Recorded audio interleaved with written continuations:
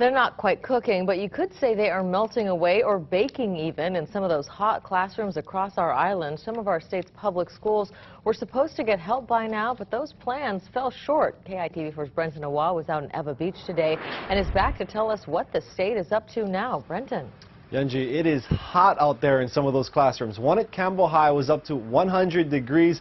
Now, the DOE is still working with the legislature to try to cool down those classrooms, but it knows that sometimes installing air conditioning isn't always the best option. That's why it's looking at alternatives. So we should be working on our final sketch. 7th grade teacher Carrie Fukuda tries to keep her students focused on schoolwork, but sometimes she's fighting a losing battle. I can feel my sweat dripping down as I'm standing in front of the class. And she sees the same thing when looking at her kids, which is why she can't get mad when their minds are elsewhere. They're always asking they need a drink of water, get up to go outside, use the bathroom. Earlier this year, the DOE planned to put air conditioning in at Ilima Intermediate. It asked the state for an extra $25 million on top of the $36 million it already received.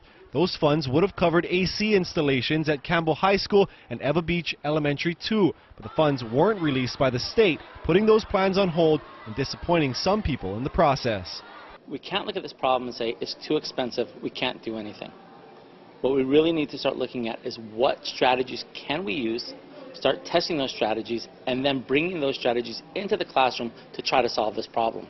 The state's now putting the heat on the DOE to make sure it has a solid strategy in place. In turn, the DOE says it's planning for an energy-efficient pilot program at Campbell High School. Students here might not be sweating for long. The DOE says the project will start sometime this year and will explore going solar rather than just plugging in AC units, which could get costly. Reducing those temperatures in the classrooms, looking at cooling strategies, keeping those temperatures down. This is a long-term commitment that we have to make to our schools, to our students. This is not something that will happen overnight. One industry expert we spoke with said in some cases the plan to use solar ACs in certain classrooms could cut costs depending on the structure of any particular school. Certain scenarios, solar air conditioner might be economically or technically a better option. In some situations it may not. That's what the DOE plans on finding out, and teachers hope it'll be before their students melt.